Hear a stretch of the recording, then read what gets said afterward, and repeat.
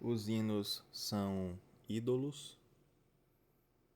Talvez, se você escutou isso, tenha então começado a se questionar, a fazer perguntas e mais perguntas. Começando pela mais básica: por que uma questão tão inconveniente? Perguntar se os hinos são ídolos. Isso não seria um tipo de insulto irreverente e injusto? Ou você estaria insinuando que todos os eruditos e piedosos do passado e do presente que viveram e morreram cantando hinos evangélicos, essas pessoas são culpadas de idolatria? Talvez você esteja formulando essas perguntas agora. Mas se você conseguir por um momento conter esse impulso emocional que essa reação sugere, então eu peço que você considere essa questão à luz da lógica e das escrituras. Pois bem, se mantivermos a calma, partindo do princípio de que Deus existe e concordamos que ele deve ser adorado, a gente pode chegar em algum lugar. Mas adorar, seja a uma criatura ou ao Criador, significa fazer ou oferecer algo em sua honra, ou seja, glorificá-lo. Para isso, precisamos conhecer seu caráter, pois é a partir daquilo que entendemos sobre quem ele é que escolhemos os meios pelos quais pretendemos honrá-lo. A história mostra que, para a razão humana, Deus é, quanto ao seu caráter, um Deus desconhecido. Como então adorá-lo? Com que nos apresentaremos diante do Senhor? A natureza humana levanta essa pergunta, mas não consegue dar uma resposta satisfatória. Só o próprio Deus pode respondê-la. Ele te mostrou, ó homem, o que é bom. Ou seja, é somente a partir do próprio Deus, o objeto da adoração, que aprendemos como nos aproximar dele de forma aceitável. E ele, em sua misericórdia, nos deu essa orientação nas Sagradas Escrituras, que são a única regra segura para sabermos como glorificá-lo. As árvores na floresta são belas e úteis. Da mesma forma, hinos podem ser agradáveis e edificantes, sim.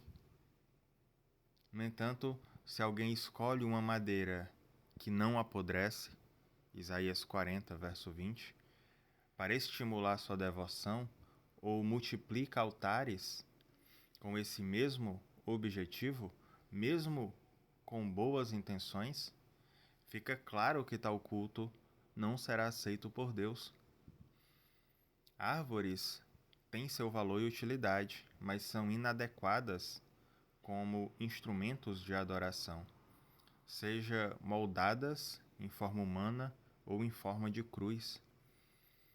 O adorador pode alegar, como fazem pagãos e os católicos, que não adoram a imagem em si, mas, assim como Israel, ao pé do Sinai, afirmava honrar ao Senhor, Êxodo 32, verso 5, ainda assim Deus os acusará de idolatria e os tratará de acordo. 1 Coríntios 10, versículo 7. Não temos aversão à poesia nem a hinos de conteúdo moral ou religioso. Pelo contrário, valorizamos a arte quando ela ocupa o seu devido lugar. Não somos inimigos de composições devocionais inspiradas no Evangelho. Porém, os salmos fazem parte integrante de toda a escritura divinamente inspirada, 2 Timóteo 3,16. Foi Deus quem falou pela boca dos seus santos profetas. Lucas 1, versículo 70. E não é o mensageiro que dá autoridade ao que é dito, mas o próprio Deus. Ele é quem fala nos Salmos, e é lógico concluir que somente ele pode determinar o que realmente o honra e glorifica. A santidade de Arão não tornou legítimo o bezerro de ouro. Aquela imagem não produziu verdadeira devoção, embora tenha despertado fortemente emoções superficiais no povo. Como está escrito, o povo se levantou para a diversão. O entusiasmo cego e o culto idólatra muitas vezes vêm acompanhados de barulho e agitação. Veja lá Atos 19, versículo 34. Não é Davi nem Emã, nem qualquer outro que define como devemos adorar ou o conteúdo do louvor a Deus. Essa autoridade pertence exclusivamente ao Regente Supremo, o Senhor Cristo. Salmo 22, versículo 22, e Hebreus, capítulo 2, verso 12. Tentar assumir esse papel é uma presunção grave por parte de qualquer pessoa. Não é apenas o conteúdo do louvor que pode ser afetado. Os acompanhamentos também, muitas vezes, se misturam com práticas de caráter idólatra. Sejamos sinceros, os adoradores de hoje, especialmente aqueles voltados à execução artística de hinos, estão buscando agradar a Deus? Porque foi isso que definiu a piedade de Enoque. Hebreus 11, versículo 5. O profeta Miqueias também enfatiza esse ponto no seu capítulo 6 e versos 6 e verso 7.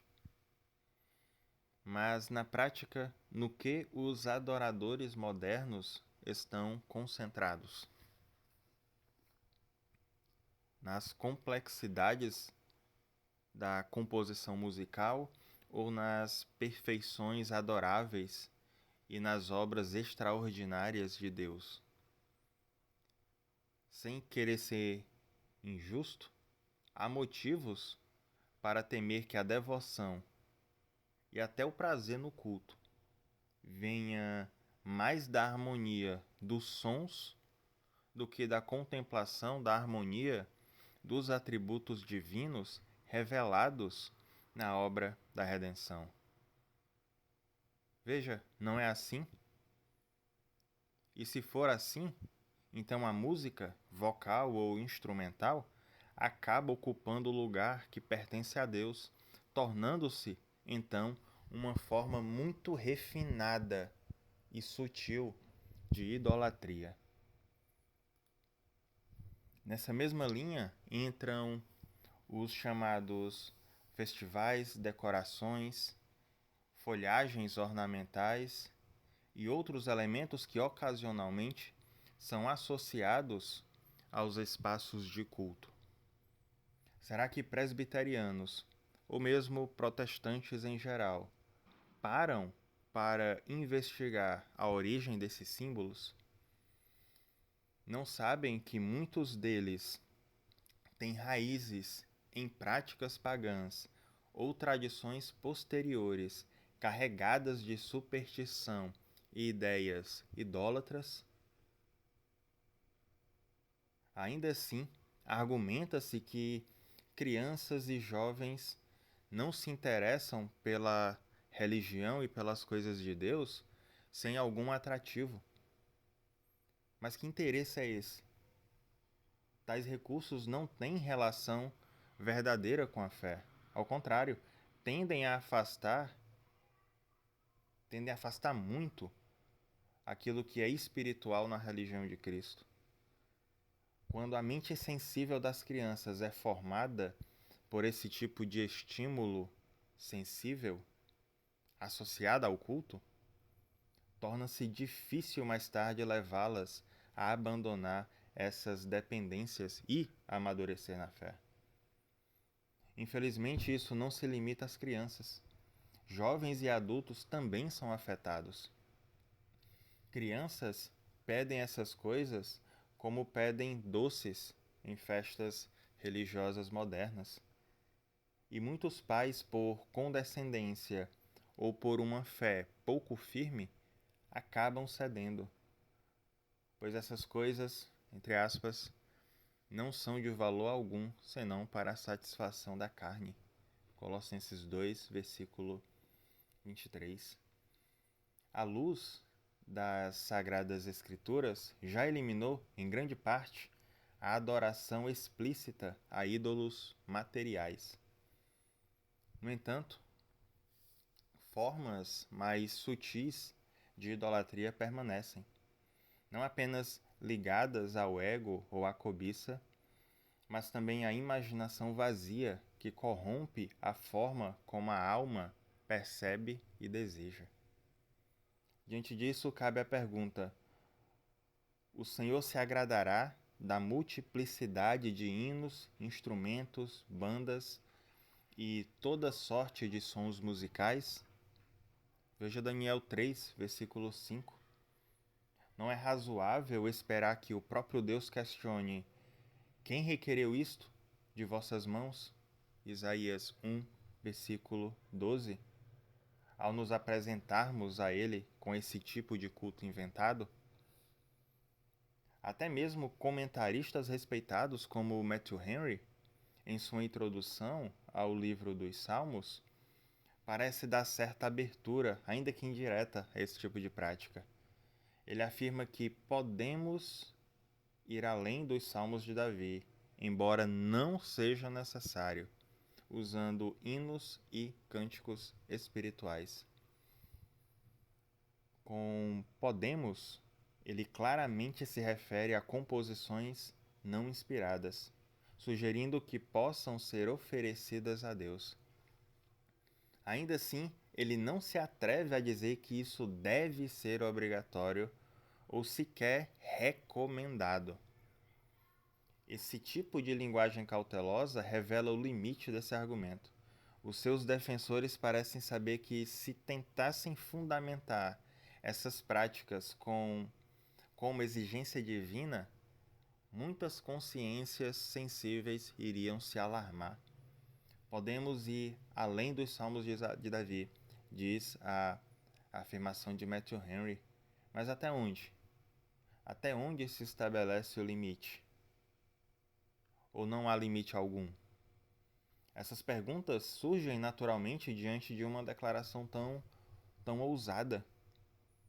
Devemos adotar composições de pessoas consideradas piedosas, como Isaac Watts, de quem frequentemente se diz foi tão bom quanto Davi e, portanto, teria o mesmo direito de compor salmos? Ou devemos ir ainda mais longe e incluir em nossa coletânea para o culto versos sensuais de Robert Burns ou canções amorosas de Thomas Moore, ou até mesmo hinos nacionais, músicas folclóricas e canções políticas? É lamentável que, para ilustrar a situação real, seja necessário recorrer a exemplos tão questionáveis. Os católicos romanos, ao menos, são consistentes em seu tipo de culto voluntário, pois não afirmam estar limitados apenas pelas Escrituras, recorrendo também a um vasto conjunto de tradições. Já aqueles que condenam a idolatria de Roma, mas ao mesmo tempo imitam práticas semelhantes, incorrem em uma incoerência que acompanha a própria irreverência de suas atitudes. Então, para combater a tendência cada vez mais visível de seguir os passos da Igreja de Roma em seu afastamento, vale lembrar as declarações firmes dos reformadores, fundamentadas, segundo eles, na palavra de Deus. O segundo mandamento proíbe adorar a Deus por meio de imagens ou de qualquer forma não estabelecida por ele. Da mesma forma, os reformadores ensinaram que, entre aspas, o modo aceitável de adorar o verdadeiro Deus foi instituído por ele próprio e está limitado à sua vontade revelada. Portanto, não deve ser moldada pela imaginação humana, por invenções ou sugestões externas, nem por representações visíveis ou práticas não prescritas nas Escrituras. Fecha aspas. Textos como o Alcorão maometano, as tradições da Igreja Católica e o livro de Mórmon são apresentados por seus seguidores como complementos às escrituras bíblicas. Da mesma forma, não seriam os inúmeros hinos humanos, frequentemente divergentes entre si, uma espécie de acréscimo ao sistema de louvor já estabelecido no livro dos Salmos? Não seriam todas essas invenções humanas usurpações diretas das prerrogativas de Deus? Todas elas são declaradamente melhorias da religião cristã, auxílios à devoção. Consequentemente, são supersticiosas e idólatras. Tampouco podem ser defendidas com sucesso por argumentos, entre aspas, plausíveis, baseados em antiguidade, costume, devoção, boas intenções ou qualquer outra coisa. Além disso, mesmo supondo que todos os hinos usados no culto fossem teologicamente corretos, sua utilização dificultaria a unidade da Igreja cristã. Isso se torna ainda mais evidente quando se reconhece que muitos deles não apenas carecem de base bíblica, mas chegam até mesmo a contrariar a própria Bíblia. Cada grupo religioso tende a incorporar em seus cânticos as suas próprias doutrinas e ênfases. Os unitaristas, por exemplo, sejam da linha ariana ou da linha sociniana, evitam qualquer referência que sustente a doutrina da Trindade ou a plena divindade de Cristo. Assim, tanto em seus cânticos quanto em suas pregações, acabam negando aspectos centrais da fé cristã. O mesmo ocorre com universalistas e arminianos, cada qual moldando o conteúdo de seus hinos conforme suas crenças. Dessa forma, enquanto diferentes grupos se apegam a seus próprios inários e tradições, a unidade entre eles se torna praticamente impossível. Eu sei, meus irmãos, que não há espaço aqui para uma análise detalhada da himnologia moderna, ou para examinar os erros e até heresias que podem se propagar por meio dos hinos. Isso pode ser tratado em outra ocasião. Podemos retornar esse assunto em algum outro momento futuro. Ainda assim, quero dizer como empobrecem a própria alma aqueles que rejeitam as águas puras de Siloé e preferem beber de correntes turvas contaminadas pelos passos do coração do homem. Deus nos abençoe e nos livre de toda idolatria.